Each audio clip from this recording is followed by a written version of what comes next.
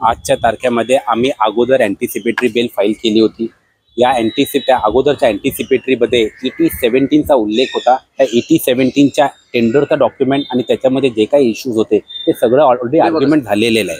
ते सगळं आर्ग्युमेंट झाल्यानंतर आज जर इन्व्हेस्टिगेटिंग ऑफिसर हे म्हणणार की आम्हाला अगोदरच्या अँटिसिपेटरी बेलमध्ये जी ऑर्डर झाली आहे, जे रिट पिटिशन आहे हायकोर्टला, ह्याचा आम्हाला माहीतसुद्धा नाही आहे, तर ते माझ्या अनुषंगाने ते चुकीचं ठरणार। पण ठीक आहे, आज जे काय आहे मेहरबान कोर्टाने ती ऑर्डर दिलेली आहे। तर मेहरबान कोर्टाने 26 तारखेला मॅटर ठेवली, त्यांना 10 दिवसाची कोर्टाची पाहिजे होती। मेहरबान कोर्टाने दोन्ही पक्षकांचे आर्ग्युमेंट रेकॉर्ड केलेले आहेत। आता जे 26 तारखेला ते परत आणतील, मग त्यांचा जे काय फुल मुद्दे असणार तर आम्ही कोर्टापुढे मुद्दा आमचा मांडू। राजकीय हेतूचा जो आरोप केला त्या तो संदर्भात काय करतो? आता त्या हेतूने त्याच्यावर बऱ्याचशी गोष्ट आहेत। आमचं म्हणणं एवढंच आहे की हे सगळं जे चाललं आहे की आज 2013 पासून 2024 पर्यंत आज काम संपून गेलं आहे।